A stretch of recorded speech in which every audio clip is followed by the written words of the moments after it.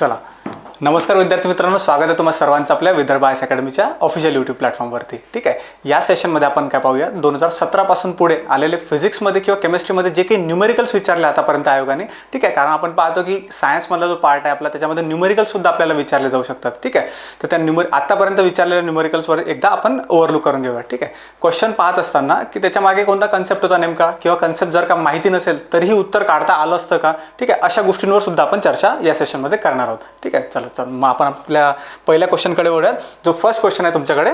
ठीक आहे, पहा, सगळ्यात पहिला क्वेश्चन येतो आपल्याला लेन्सेसच्या चॅप्टरमधून. त्याच्यामध्ये आपण पाहतो, पहा, आधी शांततेत रीड करू, थोडंसं कन्सेप्टसुद्धा सांगतो आणि कसं सॉल्व्ह केलं जाऊ शकते हे पण सांगणार. एखादा व्यक्ती 2 मीटरपेक्षा लांब अंतरावरील वस्तू स्पष्टपणे पाहू शकत नाही. मग इथं आपल्या डोक्यामध्ये एकदम ट्यूब पेटायला पाहिजे की बाबा जर का स्पष्टपणे त्याला लांबच्या वस्तू दिसत नाही आहे. ठीक आहे, 2 मीटरपेक्षा लांब अंतरावरील वस्तू तो स्पष्टपणे पाहू शकत नाही, याचा अर्थ तो मायोपिया की हायपरमेट्रोपिया की प्रेस बायोपिया या तिघांमधला कशामध्ये यायला पाहिजे रे. तर तो सगळ्यात पहिला तर मायोपिया आहे त्याला, असं आपण म्हणू. ठीक आहे, सगळ्यात पहिला की त्याला जो प्रॉब्लेम आहे तो कशाचा आहे, मायोपियाचा आहे. ठीक आहे, असं म्हटलं जाऊ शकतं की बाबा ज्याला दूरचं दिसत नाही म्हणजे. ठीक आहे, त्या वस्तू स्पष्ट दिसण्याकरिता किती भिंगाची शक्ती किंवा पॉवर असावी असं आपल्याला काढायचं आहे. म्हणजे power of lens in short तुम्हाला काढायचं आहे. आता पॉवर ऑफ लेन्स जर का आपल्याला काढायचं तर त्याच्यासाठी पॉवर ऑफ लेन्स कसं काढतात पहिला हे एक पॉईंट माहिती पाहिजे आपल्याला. पॉवर ऑफ लेन्स जे आहे, मायोपिया हे माहिती झालं तुम्हाला. त्यानंतर आपल्याला काढायचं काय, पॉवर ऑफ लेन्स, ज्याला तुम्ही भिंगाची शक्ती म्हणा. भिंगाची शक्ती कसं काढतो रे आपण पॉवर ऑफ लेन्स. ठीक आहे, तर याच्यामध्ये म्हणजे लेन्सेसच्या केसमध्ये तुम्ही पॉवर ऑफ लेन्स कसं काढता, P = डायरेक्टली 1/f म्हणजे 1 फोकल लेंथ असं आपण काढतो. बरोबर आहे, 1/f म्हणजे 1 फोकल लेंथ तुम्ही म्हणता. मग आता इथं जे फोकल लेंथ आहे ते डायरेक्टली तुम्हाला गिवन आहे का, तर डायरेक्टली तुम्हाला फोकल लेंथ इथं दिसणार नाही. मग थोडंसं फोकल लेंथ पण आपल्याला काढायला लागेल. ठीक आहे, मग सर्व काही सुरुवात जी आहे ते आपण इथून करतो. म्हणजे की बाबा त्याला मायोपिया आहे, आपल्याला भिंगाची शक्ती काढायची आहे. भिंगाची शक्ती काढायची आहे तर फोकल लेंथ लागेल, आणि फोकल लेंथसाठी सुद्धा लेन्सेसचा वेगळा फॉर्म्युला आहे. ठीक आहे, चला आता कन्सेप्टच्या बद्दल बोलूया. जेव्हा एखाद्या व्यक्तीला मायोपिया असतो रे, त्या केसमध्ये आपण कोणता लेन्स यूज करत असतो, कॉन्केव्ह लेन्स यूज करतो की कॉन्व्हेक्स लेन्स यूज करतो. तर त्या केसमध्ये आपण सगळ्यात पहिला बेसिक पॉईंट हा लक्षात ठेवा, मायोपियाच्या केसमध्ये तुम्ही कॉन्केव्ह लेन्स यूज करत असता. कोणता, कॉन्केव्ह लेन्स आपण यूज करतो. आणि कॉन्केव्ह लेन्स काय म्हणतो, म्हणजे त्याच्यामध्ये कन्सेप्ट काय की बाबा जेव्हा तुम्ही कॉन्केव्ह लेन्स यूज कराल त्या केसमध्ये फोकल लेंथ, या केसमध्ये फोकल लेंथ जी आहे ही नेहमी पॉझिटिव्ह असते की निगेटिव्ह असते रे, ही नेहमी निगेटिव्ह असते. ठीक आहे, कॉन्केव्ह लेन्सच्या केसमध्ये आपण फोकल लेंथ काय कन्सिडर करतो, तर नेहमी निगेटिव्ह कन्सिडर करतो. आता तुम्ही फोकल लेन्सच्या फॉर्म्युल्याकडे आहे, हे थोडंसं माहिती असणं गरजेचं आहे.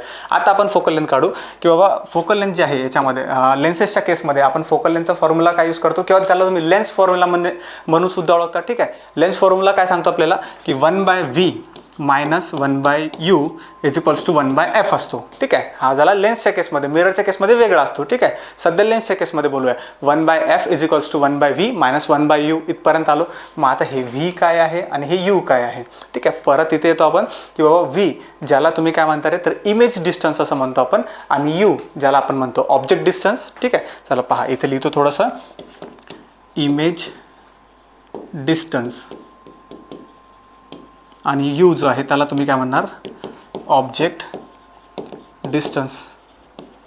पण आता चॅप्टरमध्ये याच्यामध्ये तुम्ही पाहताय, क्वेश्चनमध्ये तुम्ही पाहताय की आपल्याला एकच व्हॅल्यू गिवन आहे त्याच्यामध्ये. कोणती, की 2 मीटरपेक्षा जास्त लांबच्या वस्तू तर पाहू शकत नाही, 2 मीटरपर्यंत त्याची साईटनेस आहे असं तुम्ही म्हणणार. ठीक आहे, मग याच्यातला तो व्ही घेणार तुम्ही की यू घेणार, तर आपण त्याच्यामध्ये इमेज डिस्टन्स घेतो ती व्हॅल्यू. कारण की का, इथं जो यू दिलेला आहे तुम्हाला म्हणजे तो दूरच्या वस्तू पाहू शकत नाही, तर असं यामध्ये कन्सिडर केलं जातं की बाबा अतिशय दूर ज्या वस्तू असतात फिजिक्सच्या लँग्वेजमध्ये, ज्या गोष्टी दूर असतात, समजा लेन्सेसच्या चॅप्टरबद्दल जर का बोलायचं झालं तर त्यांना आपण इन्फिनिटी कन्सिडर करतो डायरेक्टली. म्हणजे ही जी व्हॅल्यू आहे याची ही 0 नाही होत बरं का, यूची जी व्हॅल्यू आहे ही गिवन नाही आहे, याचा अर्थ 0 घ्यायची का नाही, ती व्हॅल्यू इन्फिनिटी होऊन जाते डायरेक्टली. कॅल्क्युलेट करणं शक्य नाही आहे, मग त्याला तुम्ही एलिमिनेट करता, सोडून देता. मग आता कसं काढणार आपण फोकल लेंथ, तर 1/f = सिम्पली तुमच्याकडे काय उरलं, 1/v उरला. ठीक आहे, मग 1/v आहे तर डायरेक्टली व्हॅल्यू तिथे ठेवा, 1/f = 1/2. बरोबर आहे. आता याला रिव्हर्स करायला लागेल तुम्हाला, 1/fच्या फॉर्ममध्ये आहे ना ते, म्हणजे f काय आला तुमचा, फोकल लेंथ काय आला, 2 मीटर आला. बरोबर आहे. पण आता एक गोष्ट आपण विसरतोय की फोकल लेंथ कॉन्केव्ह लेन्सच्या केसमध्ये काय असते नेहमी, तर ती नेहमी निगेटिव्ह असली पाहिजे. म्हणून इथे तुम्ही काय लिहिणार, -2 मीटर. इथपर्यंत आलो आपण. ही झाली पहिली स्टेप. ठीक आहे, फोकल लेंथ काढली, फक्त पहिली स्टेपपर्यंत आलो. पण आता आपल्याला पॉवर काढायची आहे. पॉवर कशी काढणार, तुम्ही इथं फॉर्म्युला लिहून दिलेलं तुम्हाला, power is equals to 1/f हा फॉर्म्युला यूज करा. मग इथे जर का आपण पॉवर काढायला गेलो, power is equals to 1/f that is equals to 1/2 म्हणजेच 1/2 म्हणजेच काय म्हणतात तुम्ही त्याला 0.5. हा जो निगेटिव्ह आहे इथला, हा निगेटिव्ह कॉन्स्टंट ठेवा. ठीक आहे, निगेटिव्ह कॉन्स्टंट ठेवा आपण. 0.5 डी का बरं, कारण की तुम्ही डायोप्टरमध्ये मोजता त्याला, म्हणून मग पॉवर कशामध्ये आली आपली, किंवा पॉवरची व्हॅल्यू काय आली आपली 0.5 D that is 0.5 dioptre. Option number पहा तुम्ही, पहिला आहे तुमच्याकडे 2 डायोप्टर, -1 डायोप्टर्स, 1 डायोप्टर्स की 0.5 डायोप्टर्स मायनसमध्ये. तर ऑप्शन नंबर 4 जे आहे याचं अगदी करेक्ट आन्सर झालं असतं. -0.5 डायोप्टर्स हे काय झालं असतं, याचं अगदी करेक्ट आन्सर झालं असतं. क्लिअर आहे का तुम्हाला लोकांना? पहिला क्वेश्चन समजला का? एकदा क्विकमध्ये फक्त सांगतो.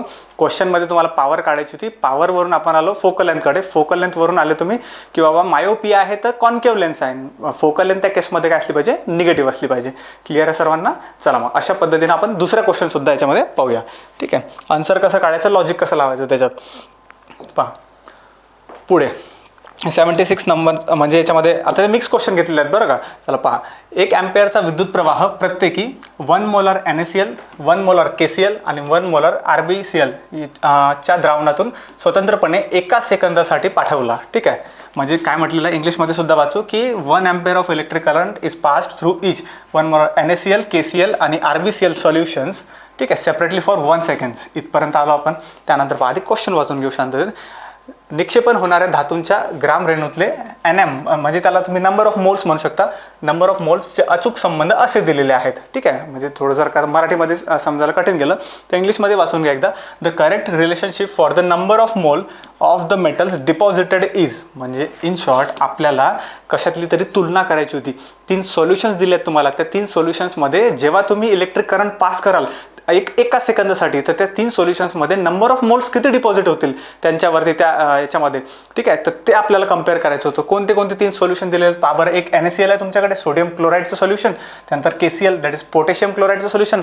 आणि RbCl ज्याला तुम्ही रुबिडियम क्लोराईडचं सोल्युशन सुद्धा म्हणू शकता. ठीक आहे, रुबिडियम क्लोराईड आपण त्याला म्हणू. यांच्यामध्ये आपल्याला कंपॅरिझन करायचे आहे. ठीक आहे, तर आता लक्षात घ्या की हे नेमकं करायचं कसं. पहा, सर्वात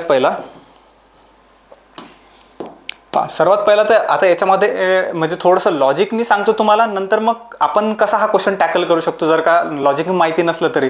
ठीक आहे, पण थोडंफार तर लॉजिक तुम्हाला लागेलच याच्यामध्ये. एक कन्सेप्ट तर आपल्याला म्हणजे लागेलच. आधी थोडंसं मोठ्या वेने पाहू, नंतर मग एकदम शॉर्टमध्ये सांगतो समजावून.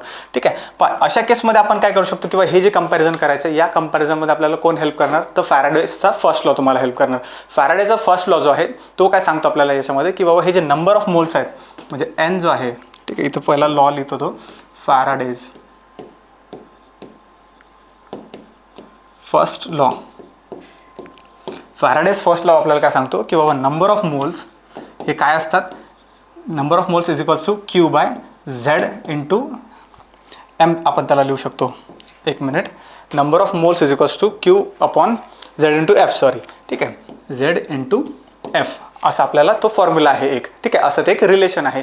नाही जरी हे माहिती असलं तरी काढता येते बरं. काय आन्सर ते नंतर सांगतो मी.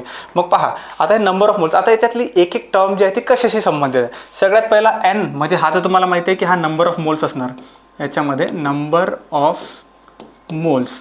ठीक आहे, त्यानंतर हा जो Q आहे, Q जनरली तुम्हाला माहिती आहे की कशासाठी यूज करतो आपण, तर इलेक्ट्रिक करंटसाठी, म्हणजे विद्युत प्रवाह जो जातो आहे त्याच्यातला. ठीक आहे, त्याच्यासाठी इथे हा असणार इलेक्ट्रिक करंटसाठी, इलेक्ट्रिक करंटसाठी. त्यानंतर राहिले तुमच्याकडे Z आणि F. यातला जो F आहे हा F कशासाठी असतो रे, तर तो एका प्रकारे कॉन्स्टंट आहे. त्याला तुम्ही फॅराडेज कॉन्स्टंट सुद्धा म्हणू शकता. ठीक आहे, हा असतो फॅराडे कॉन्स्टंट. ठीक आहे, शॉर्टमध्ये लिहितो फॅराडेज कॉन्स्टंट. आणि लास्टमध्ये जो Z आहे हा आपल्या कामाचा कार्यकर्ता एक. झेडला तुम्ही काय म्हणता की बाबा जे तुम्ही याच्यामध्ये सोल्युशन्स यूज करताय, जे तुम्ही मेटल्स यूज करताय त्यांच्यावर असलेला जो चार्ज आहे, म्हणजे त्याला तुम्ही आयन चार्ज असं म्हणू शकता. ठीक आहे, हा जो Z आहे हा काय तुमच्याकडे आयन चार्ज. आयन्स यूज आहे. आता आयन्स कोणते त्याच्यामध्ये पाहा तुम्ही, सोडियम आहे, पोटॅशियम आहे, रुबिडियम आहे, हे काय वेगवेगळे आयन्स आहेत, त्यांच्यामध्ये काय वेगळा चार्ज आहे. ठीक आहे, तर ते आयन चार्ज आपण कन्सिडर करतो. आता तुम्ही शांततेत लक्षात घ्या की बाबा याच्यावरून हे रिलेशन कसं काढलं जाऊ शकतं. म्हणजे ठीक आहे, नंबर ऑफ मोल्स जे डिपॉझिट होणार आहेत ते कसे काढणार आपण. पहा, याच्यात जर का पाहिलं तर इलेक्ट्रिक करंट जो आहे, समजा जर का मी नंबर ऑफ मोल्स इथं N1, N2 आणि N3 असे 3 वेगळे इक्वेशन्स बनवले असते आणि त्याच्यामध्ये जर का ह्या व्हॅल्यूज ठेवल्या असत्या, मला सांगा तुम्ही इलेक्ट्रिक करंट ह्या सोल्युशनमधून सेम पास होतोय की डिफरंट पास होतोय रे? एकच तर इलेक्ट्रिक करंट पास करताय तुम्ही, किती अँपेअरचा? इथे पहा तुम्हाला दिलेलं आहे की 1 अँपेअरचा इलेक्ट्रिक करंट, म्हणजे N1 असू द्या, N2 असू द्या की N3 असू द्या, तिन्ही सोल्युशन्समधून एकच इलेक्ट्रिक करंट, एकाच अमाऊंटचा इलेक्ट्रिक करंट जाणार आहे, 1 अँपेअरचा, बरोबर आहे. म्हणजे हे तर व्हॅल्यू सेम आहे तुमची, ही व्हॅल्यू काय आपली ॲज इट इज सेम आहे. दुसऱ्या व्हॅल्यूकडे लक्ष द्या. फॅराडेचा जो कॉन्स्टंट आहे तो तुम्ही याही इक्वेशनमध्ये एकच वापरणार, इथेही एकच आणि इथेही एकच, म्हणजे तिन्ही इक्वेशन्समध्ये फॅराडे जो कॉन्स्टंट जो आहे तो कॉन्स्टंटच राहणार आहे, तो काय बदलणार आहे का? ठीक आहे. जे तुम्ही सोल्युशन्स यूज करताय त्याच्यामध्ये तो चेंज होणार आहे का? नाही. ठीक आहे. आता एक गोष्ट इकडे लक्षात घ्या, ते म्हणजे ही जी झेडची व्हॅल्यू आहे, झेड म्हणजे मी काय बोललो तुम्हाला, आयन्सवरचा चार्ज. ठीक आहे, की आयन्स जे तुम्ही यूज करताय त्याच्यावर असताना चार्ज. मग हा आयनचा चार्ज जो आहे तो आपण कशाशी रिलेट करू शकतो डायरेक्टली? तर इथे आपला शॉर्टकट येतो की बाबा हे नाही जरी माहिती असलं तरीही ते म्हणजे व्हॅलेन्सी. ठीक आहे, काय व्हॅलेन्सी.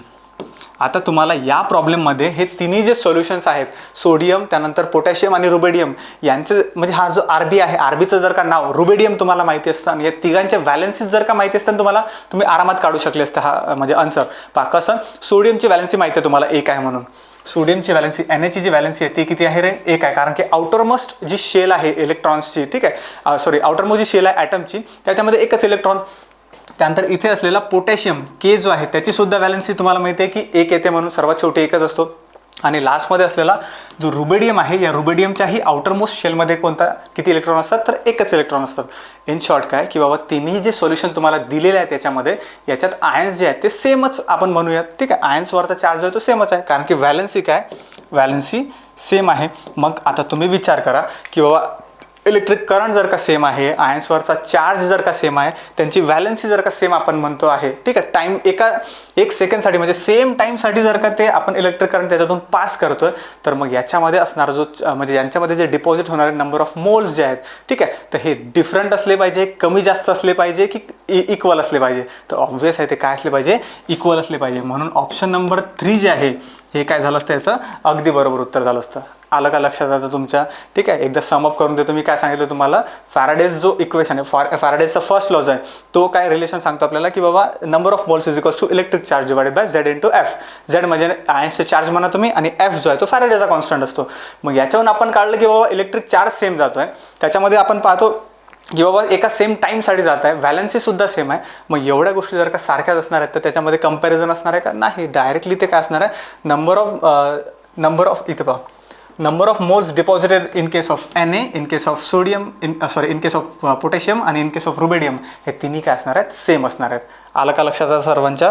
ठीक आहे, चला चलायचं का आपण पुढच्या क्वेश्चनकडे?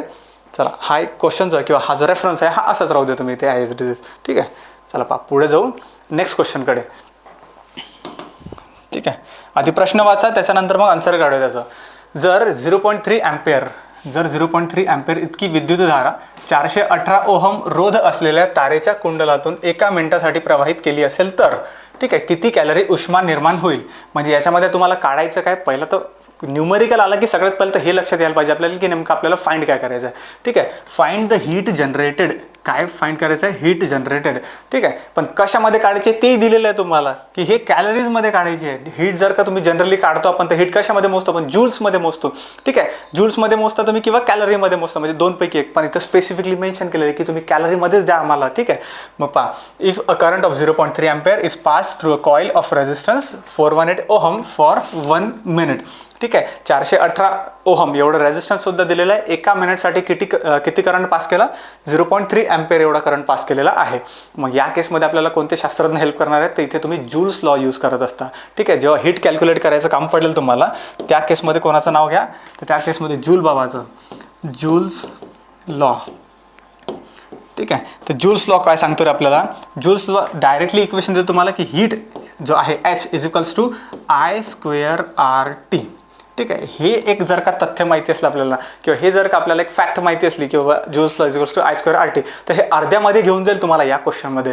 ठीक आहे, थोडंसं डोकं आपल्याला एक लावायला लागेल मध्ये कुठेतरी, पण हे अर्ध्यापर्यंत घेऊन जाईल. पहा कसं, I²RT डायरेक्टली व्हॅल्यूज गिवन आहेत, पुट करू शकतो आपण. I म्हणजेच काय, इलेक्ट्रिक करंट 0.3 इंटू 0.3 करून टाका, 0.3 इंटू 0.3. आर म्हणजे रेजिस्टन्सची व्हॅल्यू आहे तुमच्याकडे किती? 418. आणि टाईम जो आहे आपल्याकडे तो किती आहे रे? 1 मिनिट, दॅट इज 60 सेकंड्स. बरोबर आहे. आता इथे जो टाईम असतो कंपल्सरी लक्षात ठेवा, हा टाईम जो आहे हा कंपल्सरी सेकंड्समध्ये पाहिजेत बरं का. इथे जो टाईम असला जर का मिनिट्समध्ये गिवन असला तुम्हाला म्हणजे 2 मिनिट्स 3 मिनिट्स वगैरे, तर त्याला आधी सेकंड्समध्ये कन्वर्ट करून घ्या, त्याच्यानंतर मग न्यूमेरिकलमध्ये यूज करायचं आपल्याला. डायरेक्टली मिनिट्समध्ये घेऊ नका तिथे, ठीक आहे, ते थोडंसं चुकू शकते. चला पहा पुढे जातो आपण. 60 सेकंड्सपर्यंत आलो. मग त्याच्यानंतर हे जर का कॅल्क्युलेट केलं आपण डायरेक्टली, तर याच्यामध्ये ही जी व्हॅल्यू मिळेल आपल्याला म्हणजे जे आन्सर मिळेल ते कशामध्ये मिळेल रे, ते जूल्समध्ये मिळणार आहे बरं का. ते कशामध्ये मिळणार आहे, जूल्समध्ये. मग आता जूल्समध्ये पाहिजे आपल्याला की कॅलरीजमध्ये पाहिजे, कॅलरीज. मग कॅलरीजमध्ये कन्वर्ट करण्यासाठी तुम्हाला एक रिलेशन माहिती पाहिजे की याला आपल्याला कन्वर्ट करण्यासाठी काय यूज करायला लागेल. तर एक जूल जो आहे तो किती कॅलरीजच्या बरोबर असतो, तो 4.2. आता 4.2 जर का म्हटलं म्हणजे जर का ॲक्युरेट घेतलं आपण, एक्झॅक्ट जर का व्हॅल्यू घेतली तर ती 4.18 येते बरं का. ही जी व्हॅल्यू आहे ही किती येते, 4.18 कॅलरीज एवढी व्हॅल्यू येते ती.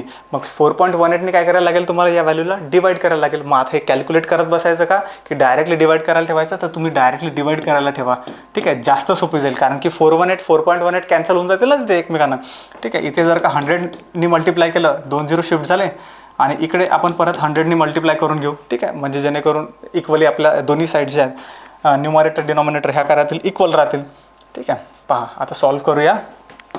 काय करणार, डायरेक्टली इथे होऊन जाईल तुमच्याकडे 0.3 इंटू 0.3 इंटू 418 इंटू 60 इंटू हे 100 ॲज इट इज ठेवतो सध्याचे, आणि हे 418 होऊन जाणार, ठीक आहे. 418 आणि 418 हे कॅन्सल होऊन जातील, बरोबर आहे. हे जे 2 झिरोज आहे 100मधले हे इथे यूज करा. 0.3 आणि 0.3ला कसं कन्वर्ट होईल, 3 इंटू 3, ठीक आहे. 100 तिथून निघून गेलं कारण की एक एक झिरोने एक एक पॉईंट शिफ्ट झाले. राहिले तुमच्याकडे एक नंबर 60, ठीक आहे. किती झाले, 3 3 9 इंटू 60, किती झाला आन्सर तुमचं 540 डायरेक्टली, ठीक आहे. 9 इंटू 60 किती होणार आहे, 540 होणार आहे. ऑप्शन नंबर कोणतं याच्यामधलं, ऑप्शन नंबर 2 काय झालं असतं आपलं, करेक्ट आन्सर झालं असतं. आलं का तुमच्या लक्षात की बाबा कसं काढलं असतं हे आपण. फक्त इथे गेम होता. मी काय म्हटलं तुम्हाला की हे अर्ध्यामध्यापर्यंत घेऊन जाईल आपल्याला, पण हे कन्व्हर्जन का आपल्याला लक्षात नसतं की बाबा 1 joule is equals to 4.18 calories वगैरे होतात, जेणेकरून आपल्याला डिवाइडसुद्धा करायला लागणार आहे. तर मग आपलं उत्तर चुकलं असतं. ते 2257 समथिंग काहीतरी येते त्याचं आन्सर, जर का तुम्ही हे डायरेक्टली काढलं तर. ते काढल्यापेक्षा आणि त्याला मग 4.18ने डिवाइड केल्यापेक्षा इट्स बेटर की तुम्ही लगेचच तिथे यूज करून घ्या म्हणून त्या व्हॅल्यूला. क्लिअर आहे का सगळ्यांना. 540 काय झालं असतं याचं आन्सर, 540 कॅलरीज, ठीक आहे. 540 कॅलरीज असं आपलं आन्सर राहिलं असतं. क्लिअर आहे. चला जाऊया मग पुढच्या क्वेश्चनकडे. पहा हा जो क्वेश्चन आहे हा इथं तुम्ही म्हणजे कन्सेप्ट जर का नाहीही माहिती असला तरीही आपल्याला म्हणजे थोडाफार माहिती पाहिजे म्हणा, ठीक आहे, पण तरी तुम्ही हे असे जे प्रॉब्लेम आहे हे पाहून सांगू शकता. म्हणजे हे दिसताना थोडंसं किचकट दिसू शकते पण एकदम सोपी प्रॉब्लेम आहे बरं का. पहा आधी वाचून घेऊ त्याच्यानंतर मग डिस्कस करू त्याच्याबद्दल. पहा जर 2 रोध एकसर जोडणीने जोडले, म्हणजेच if 2 resistances are connected in series, पहिले तर जर का सिरीजमध्ये जोडले तर त्या केसमध्ये त्यांचा जो परिणामी रोध आहे तो किती येतो रे, 45 ओहम येतो. म्हणजेच ज्याला तुम्ही म्हणता इक्विव्हॅलंट रेजिस्टन्स, ठीक आहे, तो किती येणार आहे, 45 ओहम. म्हणजे एवढंच आपल्याला पहिली जी व्हॅल्यू किंवा पहिला जो कन्सेप्ट आपल्याला समजतो की बाबा जर का इथे 2 रेजिस्टन्स म्हणजे R1 आणि R2 दिलेले आहे तुम्हाला, की जे सिरीजमध्ये जर का जोडले, सिरीजमध्ये जर का जोडले तर टोटल जो आहे इक्विव्हॅलंट म्हणजे काय, टोटल त्याला तुम्ही म्हणा रेजिस्टन्स टोटल जे आहे ते किती निघून येते रे, 45 ओहम निघून येते, बरोबर आहे. 45 ओहम ते काउंट येते त्याचा. आता पुढे वाचूया, नेक्स्ट प्रॉब्लेम जो आहे त्याला पाहूया की बाबा if the same resistances are connected in parallel, म्हणजे जर का तुम्ही यांना समांतर जोडणीने जोडाल तर त्यांचा परिणामी रोध किती होणार आहे, 10 ओहम एवढा होणार आहे, ठीक आहे. Then the equivalent resistance is gonna be 10 ohm, म्हणजे किती ओहम होणार आहे, तो 10 ओहम होणार आहे. ही एक व्हॅल्यू इथे लिहून घेऊया आपण की बाबा जर काही सिरीजच्या केसमध्ये तर ही सिच्युएशन आहे, पण जर काही पॅरललमध्ये असले, जर काही समांतर जोडणीमध्ये असले तर आर टोटल जो आहे, पण आर टोटल आपण डायरेक्टली तसा लिहितो का, या केसमध्ये काय फॉर्म्युला असतो तुमच्याकडे सिरीजच्या केसमध्ये, R total is equals to R1 plus R2 plus R3 up to so on Rn, बरोबर आहे. असा सिम्पल फॉर्म्युला राहतो सिरीजमध्ये. पण पॅरललमध्ये काय असतो, पॅरललमध्ये तुम्ही काय कसं लिहिता, ठीक आहे, 1/R टोटल जो आहे या फॉर्ममध्ये लिहितो असतो आपण, बरोबर आहे. 1/R total is equals to 1/R1 plus 1/R2 plus 1/R3 up to so on 1/Rn, ठीक आहे. या फॉर्मॅटमध्ये काय लिहिता तुम्ही, पॅरलमध्ये. म्हणजे जर का जोडणी आपली कशी असेल, समांतर असेल तर, जर का जोडणी तुमची या केसमध्ये काय म्हणू आपण त्याला एकसर जर का असेल तर एकसरच्या केसमध्ये काय लिहिणार तुम्ही, अशा प्रकारे लिहित असता, बरोबर आहे. आता थोडंसं याच्याकडे या, एक इक्वेशन होतं आपल्याकडे, हे सिरीजच्या केसमध्ये आहे 45 आणि पॅरलच्या केसमध्ये आर टोटल जो आहे तो किती आहे तुमच्याकडे 10 ओहम एवढा गिवन आहे. ठीक आहे, हे तर फक्त आता प्रॉब्लेमवरून एवढा कन्सेप्ट समजला आपल्याला. आता आपल्याला काय पाहायचं आहे की बाबा what are the values of this resistance. म्हणजे जर का तुम्हाला विचारलं की ते दोन जे आहेत ना तुमच्याकडे, एक R1 R2 जे आपण कन्सिडर करतो आतापर्यंत, दोन जे रोध आपल्याला गिवन आहेत, जे दोन रेजिस्टन्सेस गिवन आहेत, ते दोन रेजिस्टन्सेसच्या व्हॅल्यू सांगा की ते किती आहेत. 10 45 आहेत का 10 30 आहेत, 15 30 आहेत की 10 45 आहेत. ठीक आहे, तर हे आपल्याला सांगायचं होतं. अगदी सिंपल प्रॉब्लेम आहे, लक्षात घ्या कसं काढलं जाऊ शकते. आधी तर कॅल्क्युलेट करून दाखवतो तुम्हाला. ठीक आहे, हे आता इरेज करतो, थोडंसं कॅल्क्युलेट करून दाखवतो. त्याच्यानंतर मग पाहूया आपण की डायरेक्टली पाहिल्या म्हणजे तुम्ही प्रॉब्लेम बघितल्या कसं आन्सर काढू शकले असते. त्यासाठी थोडंसं आपल्याला काय करायला लागेल की ते सिरीज आणि पॅरलल याच्यामध्ये व्हॅल्यूज पुटअप करायला लागतील. कशा पहा, दोन इक्वेशन तयार होतात आपल्याकडे. एक इक्वेशन जे आता मी इथं लिहिलं होतं सिरीजच्या केसमध्ये R1 प्लस R2 जे आहेत यांची सम, म्हणजे ज्याला तुम्ही म्हणू शकता R टोटल हे किती आपल्याकडे 45 ओहम आहे. ठीक आहे, R1 प्लस R2 ज्याला तुम्ही काय म्हणणार R टोटल म्हणणार, हे किती आपल्याकडे तर 45 ओहम. पॅरललच्या केसमध्ये 1/R1 plus 1/R2 is equals to 1/R total, हे किती आहे आपल्याकडे तर 1/10 आहे. ठीक आहे, आता हे 1/10 का बरं लिहिलं मी, कारण की डायरेक्टली R टोटलची व्हॅल्यू गिवन होती ना तुम्हाला 10. जर का ते स्विच केलं आपण, म्हणजे हे जर का म्हणजे याचा जर का तुम्ही रेसिप्रोकल घेतला, तो R टोटल वर जाणार आणि डायरेक्टली तुम्हाला 10 ओहम अशी व्हॅल्यू भेटणार. बरोबर आहे.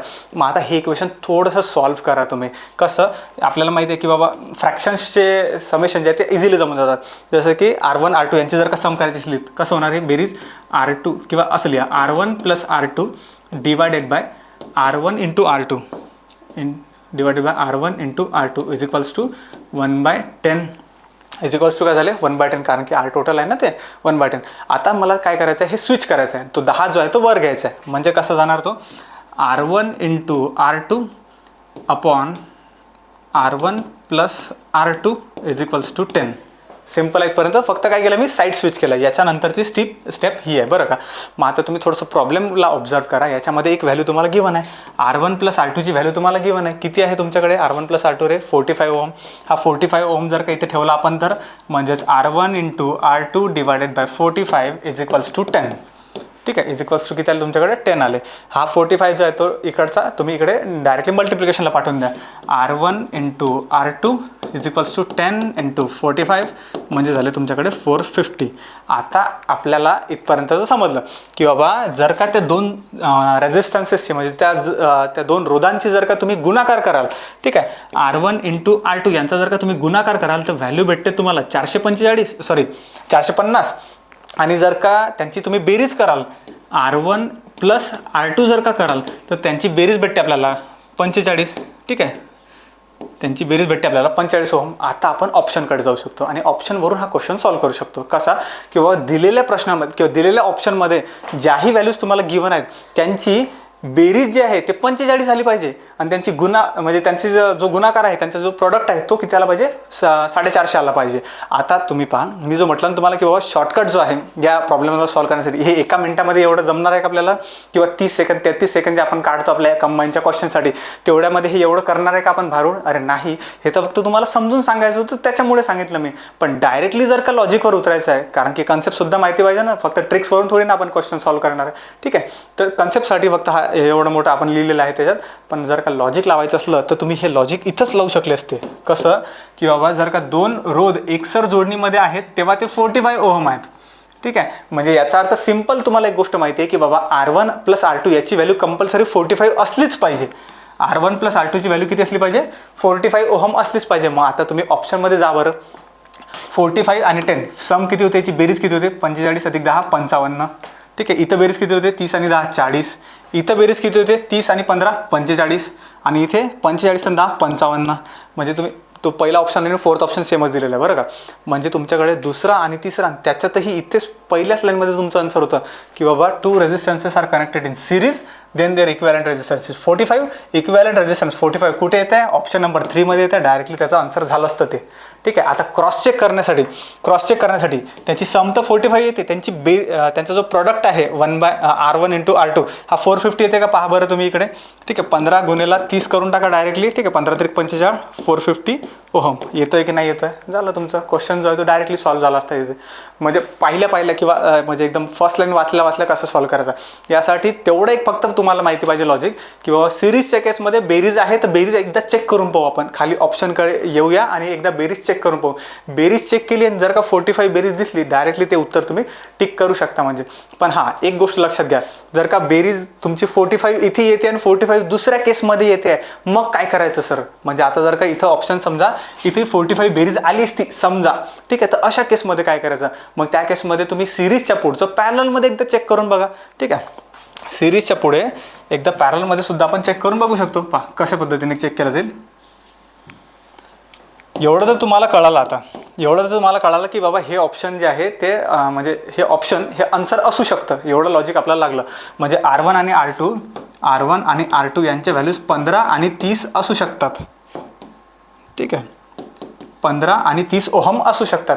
मग आता पॅरललमध्ये आपल्याला चेक करायचं एकदा. पॅरललमध्ये कसं चेक करतो रे आपण, 1/R टोटल RT लिहितो फक्त, = 1/15 + 1/30 1/R1 + 1/R2 लिहिता ना तुम्ही. सम करा बरं त्यांची, म्हणजे बेरीज करा. 30 + 15 भागेला किती झाले हे 15 × 30. ठीक आहे, बेरीज किती होते 30 + 15 45 / 450 किती झाले हे 1/10. 1/10 म्हणजे इथे जे व्हॅल्यू तुम्ही काढलेली आहे 1/RT ची काढलेली आहे, याला जर का स्विच केलं, ठीक आहे, म्हणजे RT ची व्हॅल्यू किती भेटते तुम्हाला 10. पहा बरं क्वेश्चनमध्ये त्यांचा परिणामी रोध जो आहे तो 10 अँपिअर आहे की 10 ओहम आहे की नाही आहे कशाच्या केसमध्ये, पॅरललच्या केसमध्ये. असे हे प्रॉब्लेम सॉल्व्ह केले जाऊ शकतात. क्लिअर आहे का सगळ्यांना. आता असा जो क्वेश्चन आहे तो चुकला नाही पाहिजे म्हणजे. ठीक आहे, हे तुम्हाला थोडंसं त्या ॲप्टिट्यूड रिझनिंगमधल्या सरळ वाढ व्याज आणि चक्रवाढ व्याज याची वाईट देईल, की बाबा सरळ व्याजाने जर का गेलो तर एवढा प्रिन्सिपल येतं आणि चक्रवाढ व्याजाने जर का गेलो तर एवढं प्रिन्सिपल येतं. त्याच्या 2 अमाऊंट्स काढा किंवा त्याच्यातून मग रेट ऑफ इंटरेस्ट काढा वगैरे. ठीक आहे, तशातला तो प्रॉब्लेम आहे म्हणजे. ठीक आहे, चला जाऊया आपण पुढे. नेक्स्ट क्वेश्चनकडे वळायचं आपल्याला. पहा पुढच्या क्वेश्चनकडे वळण्यापूर्वी एक फक्त तुम्हाला इन्फॉर्मेशन देतो, की आपण विदर्भ आयएस अकॅडमीने स्पर्धा परीक्षा किंवा आपल्या ज्या MPSCच्या परीक्षा आहेत, राज्यसेवा असो, तांत्रिक सेवा असो किंवा आपल्या संयुक्त गट ब गट क असो किंवा इतर कोणत्याही स्पर्धा परीक्षा असो, त्याच्यासाठी आपली इकॉनॉमिक्सची एक क्लास नोटसुद्धा आपण लॉन्च केली होती. खूप दिवस झाले म्हणजे त्या गोष्टीला. त्याच्यानंतर आता त्याची 3री आवृत्ती आपण लॉन्च केलेली आहे बरं का. ही जी आहे ही सुधारित आणि सर्वात म्हणजे लेटेस्ट आवृत्ती 2025-26चं जे वर्ष आहे आपलं त्याच्यासाठी जे असणार आहे. जर का तुम्हाला ह्या क्लास नोट्स हव्या असतील तर तुम्ही आपल्या ॲपला जाऊन सुद्धा तिथून परचेस करू शकता किंवा माहिती हवी असेल तर तुम्ही आपल्या अकॅडमीच्या नंबर्सला कॉल करू शकता. ठीक आहे, भारतीय अर्थव्यवस्था या सब्जेक्टची हे नोट्स तुमची असणार आहे. ठीक आहे, चला जाऊया आपण पुढे. आपल्या पुढच्या क्वेश्चनकडे वळूया. पहा पुढचा क्वेश्चन. आता हा जो क्वेश्चन आहे हा दिसताना थोडासा कठीण दिसतो आपल्याला, पण आहे तो ॲक्च्युअलमध्ये सोपा. फक्त त्याच्यात तुम्हाला थोडासा डेटा लक्षात ठेवायला लागेल. इथं जे आहे इथं हे असं म्हणजे सहजासहजी आपण म्हटलं आणि जमून गेलं अशातला भाग नाही आहे. इथं तुम्ही थोडंसं लॉजिक म्हणा, ट्रिक्स म्हणा किंवा थोडंसं म्हणजे डेटा जो आहे म्हणजे नॉलेजही वापरायचं आहे, थोडंसं ट्रिक्सही वापरायचं आहे आणि थोडंसं तुम्ही म्हणू शकता की बाबा त्याला आपण सामदाम दंडभेद नाही का सागर सरांचा पॅटर्न, तोही तुम्हाला इथे यूज करायला लागणार आहे. पहा प्रश्न वाचू आधी, त्याच्यानंतर समजावून सांगतो. कार्बन प्रतिरोधकाचे 4 रंग कोणते कोणते दिलेले आहे, केशरी, निळा, पिवळा आणि सोनेरी असल्यास त्याचे मूल्य रिकामी जागा असते. बस एवढं सिंपल म्हटलेलं आहे की बाबा जर का 4 colours on the carbon resistors are orange, blue, yellow and gold, the resistance value is. आता तर पहिला हे गोष्ट लक्षात घ्या की बाबा जे रेजिस्टर्स असतात, ठीक आहे, हे रेजिस्टन्स जे म्हटलेलं आहे रेजिस्टन्सची व्हॅल्यू काढायची तुम्हाला. रेजिस्टन्सची व्हॅल्यू कशामधली, एखाद्या रेजिस्टरमधली. रेजिस्टर जे असतं त्याचं जर का तुम्ही साईज पाहिलं, रेजिस्टर्स पाहिले असते तुम्ही लोकांनी, ठीक आहे, ते एकदम छोटे छोटे असतात साईजमध्ये. म्हणजे त्याच्यावर तुम्ही नंबर्स जे आहेत ते टाकू शकत नाही, म्हणजे आपण नंबर्स असे लिहू शकत नाही. आता हे जे नंबर्स आहेत 46 × 10⁴ ओहम, जेवढा तुम्ही नंबर त्याच्यावर टाकू शकत नाही. पण मग काय केलं जातं, नंबर जरी नाही टाकता आला मग त्यांना तुम्ही वेगवेगळ्या कलर्सच्या फॉर्ममध्ये, कलरच्या बँड्सच्या फॉर्ममध्ये काय करू शकतो आपण, त्यांना थोडेसे आपले म्हणजे ते नंबर्स आहेत ते इंडिकेट करू शकतो. मग कोणते कोणते कलर वापरले जातात तरी त्याच्यामध्ये पहा तुम्ही. इथे 4च दिलेले आहे पण ॲक्च्युअलमध्ये 10 कलर्स त्याच्यामध्ये जवळपास यूज केले जातात. कोणते कोणते पहा इथे आहे तुमच्याकडे. सगळ्यात पहिला जो कलर दिसतोय तुम्हाला,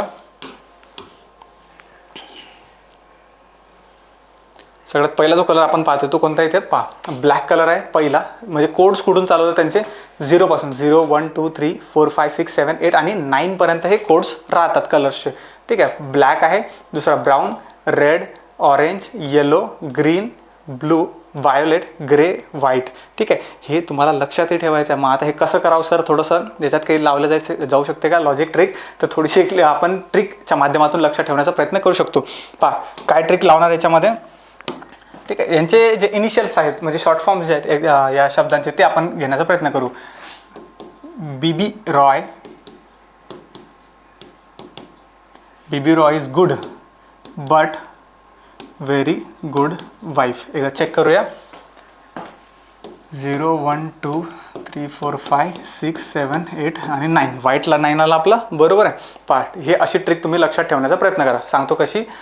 बीबी रॉय, पहिला BB ROY is, G for इथं गुड घेतलं मी. ठीक आहे, BB ROY is good but, बीचा इथे बट, VGW जे आहे तिथे काय घेतलेलं आहे, व्हेरी गुड वाईफ असं घेतलेलं आहे. Very good wife. ठीक आहे, असं काहीतरी तुम्ही, आता ते ग्रॅमॅटिकली चुकलेलं सेंटेन्स आहे बरं का, पण ते लॉजिक किंवा एखादं ट्रिक म्हणून लक्षात ठेवण्यासाठी की बाबा BB ROY is good but very good wife. ठीक आहे, एवढं फक्त लक्षात ठेवा. पण ते तसं नका करू मग की बाबा बीबी रॉय जर काय तर ब्लॅक आधी आहे की ब्राऊन आधी आहे, हे एवढं तर लॉजिक आपल्याला लावायला लागेल की बाबा पहिला ब्लॅक येतो नंतर मग ब्राऊन येतो तुमचा. त्याच्यामध्ये आणखी पहा, इथं 6 नंबरला तुमचा परत हे येतो, बी येतो. बी म्हणजे काय तर तिथे ब्लू. ठीक आहे, तर एक तर तुम्ही सरळ लक्षात ठेवा की मग एकतर हे लक्षात ठेवा. ठीक आहे, पण त्याच्यात काय करू शकतो आपण की हा जो वाय आहे किंवा जी म्हणजे वाय वगैरे आहे, आर वगैरे आहेत, हे जे हे एकच रिपीट झालेलं, मग ते थोडे असे लवकर तुमच्या लक्षात येऊन जातात. वाय जो आहे येलोचा 4th नंबर तुम्हाला पाहायला भेटतो. ठीक आहे, वाय जो आहे येलो, येलो किती नंबरला, त्याचा कलर कोड काय तर 4 आहे. म्हणून ती ट्रिक तुम्ही लक्षात ठेवा त्याच्यात. ठीक आहे, परत लिहितो एकदा वाटलं तर, इथे लिहून ठेवतो. BB ROY is good but very good wife. 0 पासून स्टार्ट करायचं आहे. 5 6 7 8 9. ठीक आहे, असा तो कोड तुम्हाला लक्षात ठेवायचा आहे. चला आता वळूया थोडंसं प्रॉब्लेमकडे. प्रॉब्लेम काय म्हणतो तुम्हाला, ते जे रजिस्टर्स आहेत. ठीक आहे, आपण बोलत होतो रजिस्टर्स, आणि त्या रेजिस्टर्सचं रेजिस्टन्स किती ओहम असणार आहे हे आपल्याला काढायचं होतं. मी सांगितलं तुम्हाला की नंबर्सच्या फॉर्ममध्ये तुम्ही नाही देऊ शकत, म्हणून कलर्सच्या फॉर्ममध्ये देतात. कलर्स तुमच्या समोर आहेत. ठीक आहे, आता पहा त्यात जे कोड्स दिले जातात ना, म्हणजे आयोगाकडून जो प्रश्न विचारला जातो, समजा तो 4 कलर बँडचा विचारला जातो नेहमी. ठीक आहे, पहा तुम्ही इथेही तुम्हाला जे विचारलं गेलेलं आहे हे 4 कलरच्या बद्दल विचारलेलं आहे. 4 कलर बँड्स आपल्याला दिलेले राहतात. मग त्याच्यात जे कलर्स असतात किंवा त्याच्यात जे नंबर्स असतात ते नेमके असतात काय, ते डिनोट काय करतात. पहा इथे जर का 4 कलरचा असला तर 1st, 2nd नंबर, 3rd आणि 4th नंबर. ठीक आहे, असे 4 वेगवेगळे कलर्स येतात ना आपल्याकडे. पहिला जो नंबर आहे तो पहिला अंक म्हणजे फर्स्ट डिजिट दाखवतो तुम्हाला. ठीक आहे, फर्स्ट डिजिट हे फक्त ऐकून घ्या, हे कसं येते हे सांगतो मी तुम्हाला. सेकंड जो आहे तो सेकंड डिजिट लिहायचा असतो आपल्याला, सेकंड डिजिट. थर्ड जो असतो या केसमध्ये, थर्ड केसला म्हणजे थर्ड जो नंबर किंवा थर्ड जो कलर आहे, थर्ड कलरचा तुम्हाला मल्टिप्लायर लिहायचा असतो किंवा मल्टिप्लायरची पॉवर लिहायची असते. पहा कशी, हा जो थर्ड नंबर आहे याला काय म्हणा, मल्टिप्लायर. मल्टिप्लायर, मल्टिप्लायर जो आहे तो 10चा पॉवर असतो, पॉवर ऑफ 10. पॉवर ऑफ 10 हा नंबर काढून दाखवतो मी तुम्हाला. आणि चौथा जो कलर दिलेला असतो तुम्हाला तो नेहमी टॉलरन्स असतो बरं का. हा जो आहे याच्यामध्ये काय असतो, टॉलरन्स. त्याला तुम्ही काय म्हणता, टॉलरन्स असं म्हणता. आता लक्षात घ्या की हे बनतं कसं कोड. ठीक आहे, पहिला कलर कोणता दिलेला आहे तुम्हाला, सगळ्यात पहिला दिलेला आहे ऑरेंज कलर. मग आपल्या कलर बँडकडे या तुम्ही, आणि कलर बँडमध्ये ऑरेंज जो कलर आहे, ऑरेंज कलरचा नंबर किती आहे, 3 नंबर दिलेला आहे. मग इथे या तुम्ही आणि पहिला नंबर 3 लिहून घ्या. ठीक आहे, दुसरा नंबर पहा किंवा दुसरा कलर पहा, ब्लू कलर दिलेला आहे आपल्याला. ब्लू कलरचा हे पाहून घ्या तुम्ही कोड, ब्लू कलरचा जो आहे 6 कोड दिलेला आहे. येऊन जा इकडे परत 6 लिहून घ्या. तिसरा मल्टिप्लायर असतो नेहमी. तिसरा जो कलर आहे येलो, येलो काय मल्टिप्लायर, तो कसा लिहितात, पॉवर ऑफ 10च्या फॉर्ममध्ये, म्हणजे into 10 करायचं आहे आणि याचा पॉवर तुम्हाला लिहायचा आहे येलो कलरचा कोड. मग इथे येलो कलर कुठे आहे तुमच्याकडे, येलो कलर आहे आपल्याकडे 4th नंबरला. मग इथे आलो आपण आणि इथे लिहायचं आहे तुम्हाला 10⁴. आणि लास्टमध्ये जो चौथा राहिला गोल्ड, गोल्ड काय तर एका प्रकारे पहा, लास्ट नंबर जो आहे त्याला तुम्ही टॉलरन्स म्हटलं होतं. मग टॉलरन्स म्हणजे काय, किंवा किती अलो आहे तुम्हाला टॉलरन्स वगैरे, आपण अशा गोष्टी नाही करत का, बरोबर. तर पहा चौथा जो आहे गोल्ड, गोल्डचं टॉलरन्स तुम्हाला इथे दिलेलं आहे पहा समोर. गोल्ड जो आहे याचं टॉलरन्स किती आहे, आता हा फोटो जो आहे छोटा करायला लागेल, 1 मिनिट. ठीक आहे, पहा गोल्ड जो आहे आपल्याकडे, गोल्डचं टॉलरन्स किती दिलेलं आहे तुम्हाला, तर ±5% एवढं दिलेलं आहे. म्हणजे इथे तुम्ही फक्त लिहू शकता इथे शॉर्टमध्ये इथे आपण लिहू शकतो की बाबा टॉलरन्स जे आहे, टॉलरन्स हे किती आहे ±5%. पण याची तुम्हाला सध्या इथे गरज नाही, आपल्याला फक्त एवढा एक नंबर पाहिजे होता. ठीक आहे, पहा तुमच्याकडे आलेला आहे की नाही ऑप्शन नंबरमध्ये जर का आपण पाहिलं इथे ऑप्शन नंबर 4 जो आहे, ऑप्शन नंबर 4 हे तुमचं करेक्ट आन्सर आलेलं आहे. 36 × 10⁴ ओहम. ठीक आहे, 36 × 10⁴ ओहम अशा प्रकारे तो काढायला लागतो. मग आता याच्यामध्ये हे एवढं मोठं सर बनवायसाठी वेळ आहे का आपल्याकडे? नाही. मग जायचं कसं याच्यात?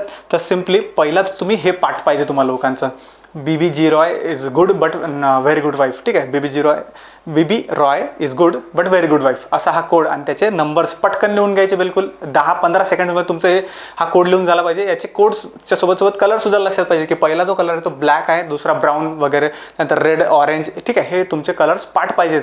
आणि त्याच्यानंतर मग जेव्हा तुम्हाला विचारला तो क्वेश्चन, 4 कलर बँड दिले तर पहिला कलर लिहा लगेच. पहिला कलर जर का तुम्ही पाहिला की याच्यामध्ये ऑरेंज कलर आहे, ऑरेंज कलरचा कोड माहिती पाहिजे, लगेचच 3. ठीक आहे, तर या ठिकाणी 46 आहे, 46 आहे, या ठिकाणी 36 आहे, 36 आहे, या दोनमध्ये असणार आहे. ठीक आहे, आणि चौथा जो आहे लास्टमध्ये दिलेला तुम्हाला, थर्ड नंबर जो आहे तो पॉवर ऑफ 10 जो असतो येलो, तर येलो कलरचा पॉवर ऑफ 10 मध्ये तुम्हाला माहिती आहे की 4 येणार आहे कंपल्सरी, तर इथं 4 एक माहिती पाहिजे. बस 2 बिट्सवरून तुमचं आन्सर येते. हे बाकी हे एक चेक करायची आवश्यकता नाही पडणार आपल्याला. 36 दोन्ही कॉमनच होतं त्याच्यात. ठीक आहे, या वेळी आपला हा क्वेश्चन जो आहे तो सॉल्व्ह केला जाऊ शकतो. क्लिअर आहे का सगळ्यांना? चला पुढे जाऊया. हा डेटा तुमच्या कामात येईल थोडासा क्वेश्चन सॉल्व्ह करण्यासाठी. पहा या क्वेश्चनकडे येऊ.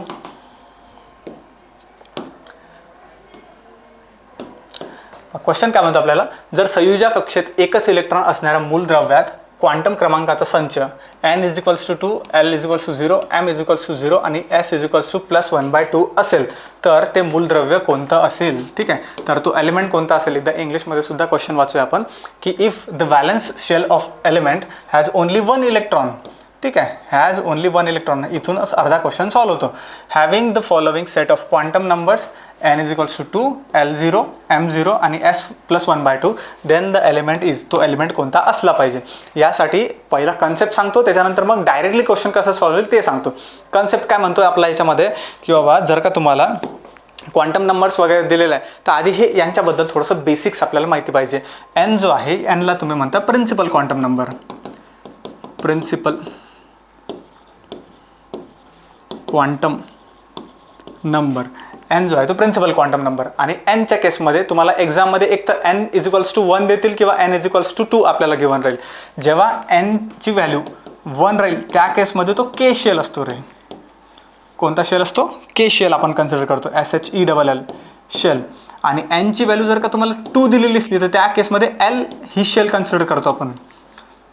कोणती शेल कन्सिडर करतो? n ही शेल कन्सिडर करतात तुम्ही. ठीक आहे, आपल्याला व्हॅल्यू काय गिवन आहे? 2 गिवन आहे सध्याची. ठीक आहे, पुढे येऊ आपण. l=0. आता हा जो इथे l आलेला आहे, l=0 जो आपल्याला दिलेला आहे, तो जो l आहे त्याला आपण काय म्हणतो रे, तर त्याला अझिमुथल क्वांटम नंबर असं म्हटलं जातं. हा जो आहे l अझिमुथल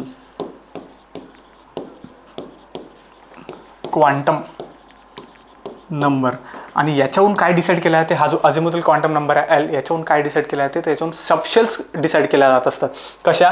जर का इथं l असला आणि इथे सबशेल जर का मी लिहितो, सबशेल जर का लिहितो, lची व्हॅल्यू काय राहील तुमच्याकडे? इथं 0, 1, 2 किंवा 3. मग याच्याहून सबशेल कोणत्या कोणत्या ठरतात? अरे हे ऐकलेलं तुम्ही, S, P, D आणि F ह्या सबशेल्स काय केल्या जातात? याच्याहून डिसाईड होतात. कशाहून? अझिमुथल क्वांटम नंबरवरून. मग आपल्याकडे जर का पाहिलं, lची व्हॅल्यू काय गिवन आहे तुम्हाला? 0. lची व्हॅल्यू 0 जर काय, तर सबशेल काय आली आपली? 2s. s जो आहे म्हणजे sच्या वरून आपण काय काढतो? 2s तुम्ही म्हणू शकता त्याचं. ठीक आहे, इथपर्यंत आलो आपण. l=0. त्यानंतर m0 तुम्हाला गिवन आहे. m=0. m म्हणजेच काय, तर त्याला तुम्ही मॅग्नेटिक क्वांटम नंबर असं म्हणता. पण या केसमध्ये m ची व्हॅल्यू डायरेक्टली म्हणजे 0 तुम्हाला गिवन आहे. इथं फक्त नाव लिहितो त्याचं, magnetic quantum number. Magnetic quantum नंबरची व्हॅल्यू 0 गिवन आहे. त्याच्यामुळे तिथून तुम्ही एलिमेंट किंवा ते मूलद्रव्य ठरवणं थोडंसं कठीण आहे किंवा त्याला आपण डिफाईन नाही करू शकत सध्या. आणि पुढे एसची व्हॅल्यू गिवन आहे तुम्हाला, s=+1.2. एस जो आहे प्लस, एसची व्हॅल्यू गिवन आहे आपल्याला +1/2. तर s=+1/2 हा जो नंबर आहे हा काय डिफाईन करतो, तर त्याला तुम्ही स्पिन क्वांटम नंबर असं म्हणता. s= काय? Spin quantum number. Spin quantum number. आणि हा जर का प्लसमध्ये, एक तर जो प्लसमध्ये असेल +1/2 किंवा तो -1/2 असेल. जर का +1/2 असला तर त्या केसमध्ये आपण म्हणतो की इलेक्ट्रॉन हा वरच्या दिशेने रिव्हॉल्व होतो आहे. ठीक आहे, पण तरीही त्याच्याहूनही आपला एलिमेंट जो आहे तो डिसाईड करणं थोडंसं कठीण आहे. मग आता थोडंसं आपल्या जनरल नॉलेजकडे या. हे तर झालं एकदम थोडंसं टेक्निकल नॉलेज, एकदम टेक्निकल बिलकुल, की सर हे प्रॉब्लेममध्ये तुम्ही सगळ्या गोष्टी एक्सप्लेन केल्या अशातलं. पण आता क्वेश्चनचा आन्सर काढायचा ना, की हे माहिती करून घ्यायचं तुम्हाला एक्झामच्या वेळेला. ठीक आहे, हे तर माहिती करायचंच आहे आपल्याला, पण एक्झामच्या वेळेला एवढा वेळ आहे का आपल्याकडे? नाही. मग आता थोडंसं बेसिक लॉजिक तुम्ही लावा. काय म्हटलेलं आहे आपल्याला? आता बेसिक लॉजिक्सकडे वळू. बेसिक लॉजिक काय म्हणतं आपलं, हे थोडंसं इरेज करून घेतो आधी, मग बोललं जाईल आपल्याला. आयोग तुम्हाला एवढं ट्रिक नाही करत रे. आयोग एवढं ट्रिक नाही करत आपल्याला. काही ना काही एक बेसिक हिंट जर का देतं, क्वांटम नंबर्सवर वगैरे जर का क्वेश्चन आला तर एखादी बेसिक हिंट सोडतच आपल्यासाठी. आणि बेसिक हिंट पहिल्याच वाक्यामध्ये आहे की जर संयोजक कक्षेमध्ये एकच इलेक्ट्रॉन आहे. ठीक आहे, if the valence shell of element has only 1 electron. मग आता तुम्ही व्हॅलेन्सी जर का तुम्हाला माहिती पाहिजे तर त्यासाठी थोडीशी तुम्हाला त्याचे म्हणजे आपले जे ॲटॉमिक नंबर्स असतात, ठीक आहे, तर ते माहिती पाहिजेत. सगळ्यात पहिला आहे तुमच्याकडे हायड्रोजन. हायड्रोजन आहे क्रमांक 1ला. दुसरा आहे तो आपल्याकडे हेलियम, जो की नाही आहे ऑप्शनमध्ये. तिसरा आहे तो लिथियम. हायड्रोजन, हेलियम, लिथियम, त्यानंतर बेरिलियम आणि बोरॉन. ठीक आहे, बरोबर आहे. हे झाले त्याचे ॲटॉमिक नंबर्स. आता याच्यावरून तुम्ही व्हॅलेन्सी काढू शकता, त्यांची व्हॅलेन्सी सांगू शकता तुम्ही की पहिल्या शेलमध्ये 2 येणार इलेक्ट्रॉन, दुसऱ्या शेलमध्ये 1 येणार. इथं पहिल्या शेलमध्ये 2 येणार, दुसऱ्या शेलमध्ये 2 येणार. ठीक आहे, असंच लिहिता ना तुम्ही 2, 8 वगैरे. त्यानंतर त्यानंतर बोरॉनचं 2, नंतर लास्टमध्ये 3 येणार, दुसऱ्या शेलमध्ये 3 येणार. आणि इथे तर कंपल्सरी एकच असणार. ठीक आहे, जेव्हा तुम्ही व्हॅलेन्सी फाइंड करणार, म्हणजे याची व्हॅलेन्सी जर का म्हटली तर 1 येते, याची 2 व्हॅलेन्सी आहे, याची व्हॅलेन्सी 3 आहे आणि याची 1च आहे. कारण की हायड्रोजनमध्ये एकच आपण पाहतो, एकच शेल, एकच इलेक्ट्रॉन. ठीक आहे, मग पहा याच्यात जर का आपण बोललो तर क्वेश्चनमध्ये तुम्हाला दिलेलं आहे की एकच इलेक्ट्रॉन असला पाहिजे. इथं किती आहेत रे? 2. ऑप्शन हा एलिमिनेट झाला, कारण की इथे 2 इलेक्ट्रॉन आहेत, व्हॅलेन्स इलेक्ट्रॉन. इथे किती आहेत इलेक्ट्रॉन? 3. मग हा ऑप्शन एलिमिनेट झाला, कारण की इथे 3 व्हॅलेन्स इलेक्ट्रॉन आहेत. राहिलं तुमच्याकडे 2च कार्य करते, एक लिथियम आणि एक हायड्रोजन. मग आता याच्यासाठी म्हणजे हे जे आपल्याला व्हॅल्यूज गिवन आहे ना, याच्यावरून मग तुम्हाला काढता येते ते आन्सर. इथं एक बेसिक रूल माहीत पाहिजे की बाबा हायड्रोजनच्या केसमध्ये एन जो आहे, number of principal quantum number जे आहे, त्याची व्हॅल्यू ही 1 असते. हायड्रोजनच्या केसमध्ये एन इज इक्वल्स टू किती असतो? 1 असतो. पण लिथियमच्या केसमध्ये किती असतात? 2 असतात. एनची व्हॅल्यू इथं किती असते? 2. म्हणून ऑप्शन नंबर 2 जे आहे ते काय झालं असतं? आपलं करेक्ट आन्सर झालं असतं. बस एवढं सिम्पल होतं ते. हे जर का नाहीही माहिती असलं, मी म्हटलं ना तुम्हाला, कन्सेप्ट जरही नाही माहीत असले आपल्याला, तरी थोडंफार लॉजिक करून तुम्हाला सॉल्व्ह केलं जाऊ शकतं. जर का हे काहीच माहिती नसतं, काहीच, फक्त क्वेश्चनवर जर का तुम्ही आले असते, एकच इलेक्ट्रॉन पाहिजे आणि यांचे फक्त ॲटॉमिक नंबर माहीत पाहिजे, तर त्याच्यातून तुम्ही 50-50वर तरी पोहोचले असते. एक लिथियम आणि एक हायड्रोजन. ठीक आहे, अशावर आपण तरी आलो असतो. म्हणजे क्लिअर आहे का सगळ्यांना? त्याचं करेक्ट आन्सर काय राहिलं असतं? लिथियम राहिलं असतं मित्रांनो. चला पुढे जाऊया आपण, पुढच्या क्वेश्चनकडे वळू. पहा, अशातलाच एक क्वेश्चन आपण सॉल्व्ह केलेला आहे याच्यापूर्वी. ठीक आहे, हा थोडासा सोपी क्वेश्चन याच्यातला. क्वेश्चन काय म्हणतो आपल्याला की जर 0.2 अँपेअर इतकी विद्युतधारा 100 ओहम रोध असलेल्या तारेच्या विद्युत इस्त्रीमधून जर का 1 मिनिटासाठी प्रवाहित केली तर किती जूल उष्मा निर्माण होईल? डायरेक्टली आन्सर जूल्समध्ये काढा, काही स्थान घेऊ नका. ठीक आहे, एकदम सिंपल प्रॉब्लेम आहे. काय वापरणार, कोणते बाबा येणार इथे? परत आपले जूल बाबा जे आहेत त्यांचा आपल्याला फॉर्म्युला यूज करायला लागणार. ठीक आहे, चला पाहूया मग. जूल्स लॉ काय सांगतो आपल्याला? Joule's law is equals to H is equals to I²RT. बरोबर आहे, म्हणजे आपला जो इलेक्ट्रिक करंट आहे त्याचा वर्ग घ्या आणि रेजिस्टन्स आणि टाइम जो आहे त्याचं मल्टिप्लिकेशन करून टाका. इलेक्ट्रिक करंट किती आहे तुमच्याकडे? 0.2 अँपेअर. 0.2 इंटू 0.2 इंटू रेजिस्टन्स किती आहे परत आपल्याकडे? 100 ओहम इंटू टाईम किती? तर किती मिनिटासाठी प्रवाहित केली? 1 मिनिटासाठी, म्हणजे 60 सेकंड. मी म्हटलं तुम्हाला की कंपल्सरी मिनिट जर का असलं तर सेकंड्समध्ये कन्वर्ट करून घ्या. ठीक आहे, इथं पॉईंट आहे, इथे एक पॉईंट आहे. डायरेक्टली 100 आपला इथे कामा येईल, म्हणजे 2 इंटू 2 इंटू 60 झाली इकडे. ठीक आहे, 4 गुणेला 60 झाले, 6 चूक 24, म्हणजे 240 जूल्स. एवढं काय झालं असतं तुमचं आन्सर झालं असतं. पावर 240 जूल कुठे दिसते तुम्हाला? 240 जूल जे आहे ऑप्शन नंबर 2 हे काय झालं असतं आपलं? 240 जूल हे करेक्ट आन्सर झालं असतं. ठीक आहे, सिम्पल क्वेश्चन आहे एकदम. याच्यातलाच तुम्ही कॅलरीचा पाहिला होता पहा, तो 4.18ने आपण डिवाइड केलं होतं त्या क्वेश्चनमध्ये. ठीक आहे, चला पहा पुढे जाऊया आपण. पहा पुढचा क्वेश्चन आहे आपल्याकडे. आधी क्वेश्चन वाचून घेऊ, त्याच्यानंतर मग शांततेत आन्सर पाहूया त्याचं. पहा क्वेश्चन काय म्हणतो तुम्हाला की जर एका 257 ग्राम वजनाच्या चेंडूचा वेग 257 मीटर पर सेकंद असेल. ठीक आहे, एक बॉल दिलेला आहे तुमच्याकडे आणि त्याचा मास दिलेला आहे, वेट दिलेलं आहे थोडंसं, तर त्याची तरंग लांबी एवढी मीटर इतकी असते असे दिले गेलेले आहे. म्हणजे सॉरी, त्याच्यामध्ये दिले गेलेले आहे. एच एक व्हॅल्यू दिलेली आहे तुम्हाला 6.626 इंटू 10⁻34 जूल्स पर सेकंड. ठीक आहे, आता पहा याच्यात जे आपल्या ओळखीचे शब्द आहेत त्याच्याहून थोडंसं लॉजिक लागते का, त्याचा प्रयत्न करू. नाही तर मग त्याचा आन्सर काय ते सांगण्याचा प्रयत्न करतो. किंवा वेव्हलेंथ हा एक कन्सेप्ट आपण ऐकलेला आहे. वेव्हलेंथ आपण ऐकतो, बरोबर आहे. वेव्हलेंथ दिलेली वेव्हलेंथ काय करायचे, काढायचे आपल्याला, बरं का. वेव्हलेंथ काय करायचे, काढायचे. The wavelength of a ball, mass किती दिलेला आहे 257 gram, is moving with the velocity किती दिलेली आहे 257 metre per second, will be this metre. आणि हा जो इथं व्हॅल्यू दिलेली आहे याच्याबद्दल थोडं सांगतो तुम्हाला आता. पहा, तसं जनरली जर का आपण हे वेवलेंथ वेलॉसिटी यांचं रिलेशन घ्यायचं गेलो तर तुम्हाला माहिती आहे की बाबा वेलॉसिटी इज इक्वल्स टू आपण काय लिहित असतो नेहमी, वेवलेंथ इंटू फ्रिक्वेन्सी असं लिहिता तुम्ही. ठीक आहे, वेवलेंथ इंटू फ्रिक्वेन्सी असेल इथं. वेवलेंथ ज्याला तुम्ही तरंग लांबी म्हणता, फ्रिक्वेन्सी म्हणजे आपण ज्याला वारंवारता म्हणतो, म्हणजेच वेग बरोबर तरंग लांबी गुणेला वारंवारता, हे रिलेशन आहे. ठीक आहे, हे सूत्र आहे एक. पण या केसमध्ये तुम्हाला फ्रिक्वेन्सी वगैरे गिवन आहे का रे, वारंवारता दिलेली आहे का, वारंवारता ज्याला तुम्ही हर्ट्झमध्ये मोजता ही गिवन आहे का, नाही. म्हणजे हा तर कन्सेप्ट इथं लावायचा नाही आहे आपल्याला, हा कन्सेप्ट आपल्याला इथे लावायचा नाही आहे. मग आता इथे थोडासा अननोन तुम्ही म्हणा किंवा थोडासा किचकट म्हणा. ठीक आहे, एक मिनिट बस, याला थोडंसं छोटं करून घेऊया. ठीक आहे, तर या केसमध्ये आपल्याला काय करायचं आहे, ह्या 3 व्हॅल्यूज आपल्याला यूज करायच्या आहे. कोणत्या कोणत्या, आधी व्हॅल्यूज लिहून घेतो. तुमच्याकडे मास आहे 257 ग्राम, वेलॉसिटी आहे 257 मीटर पर सेकंड, त्यानंतर एच म्हणून एक व्हॅल्यू दिलेली आहे आपल्याला 6.626 इंटू 10⁻34 जूल्स पर सेकंड. ठीक आहे, हे पाहिल्याच आपल्याला म्हणजे भीती वाटते, बरोबर आहे, असं होते कधी कधी. तर पहा याच्यामध्ये काय केलं जाऊ शकतं, याच्यामध्ये जो कन्सेप्ट आपल्याला वापरायचा आहे तो वापरायचा आहे डी ब्रॉग्ली यांचा कन्सेप्ट वापरायचा आहे वेव्हलेंथचा. ठीक आहे, डी ब्रॉग्ली, तुम्ही नाव ऐकलं असेल कदाचित.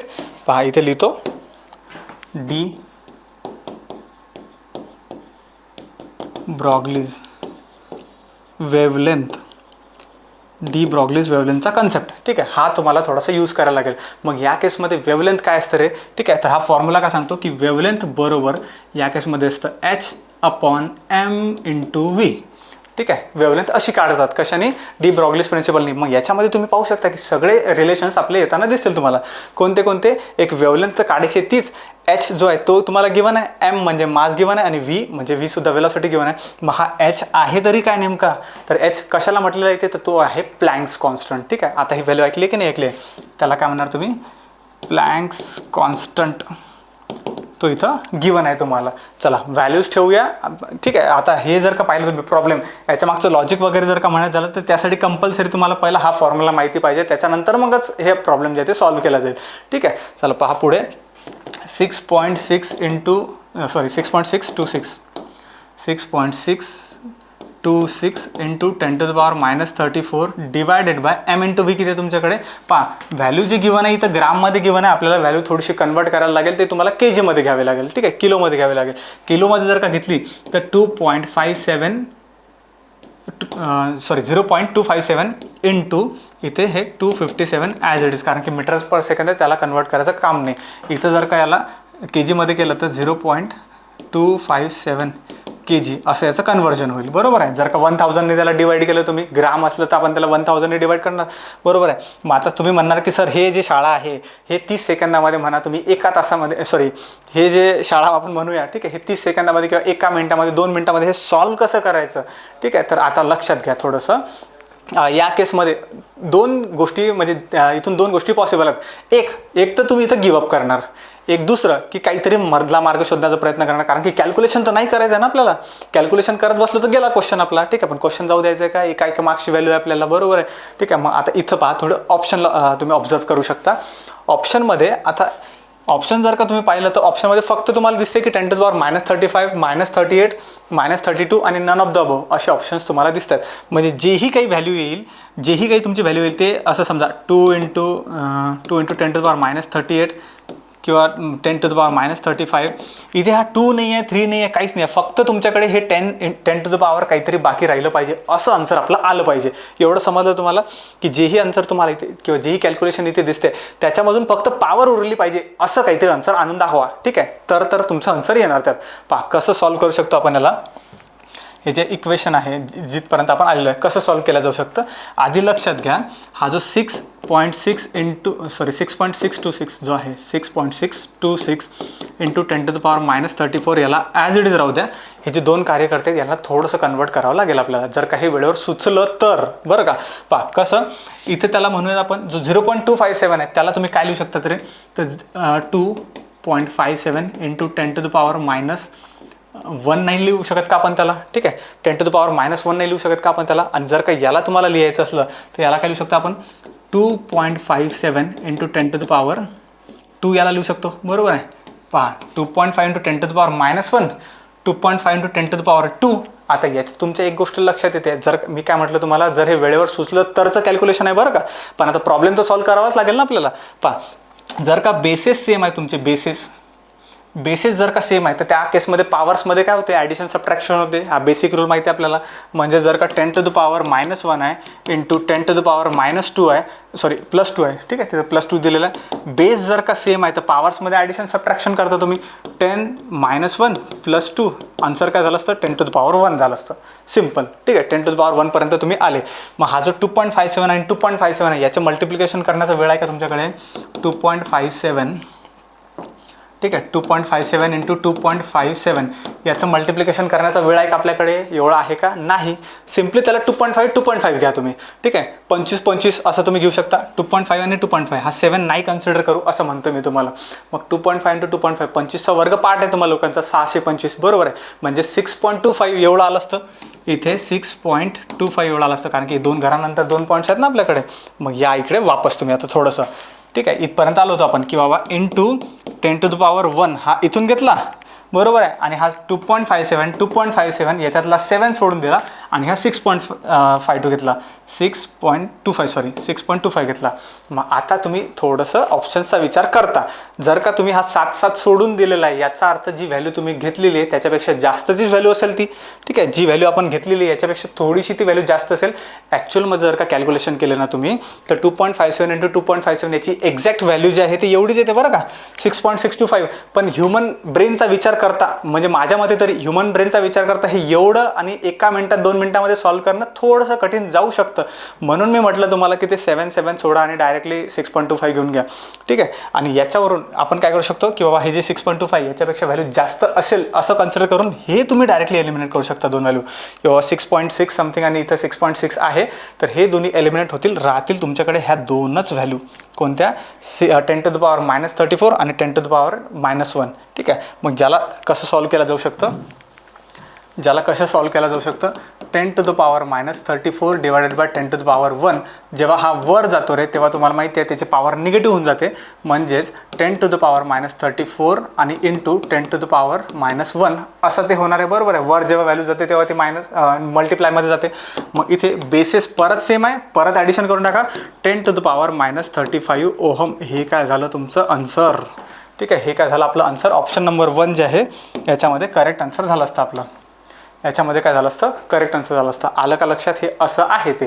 ठीक आहे, त्यासाठी तुम्हाला हा थोडासा रूल माहीत असणं गरजेचं आहे. Lambda = h/mv. h म्हणजे ज्याला तुम्ही म्हणणार की बाबा प्लँक्स कॉन्स्टंट आहे तो गिवन, m जो आहे तो मास आहे, ही वेलॉसिटी आहे.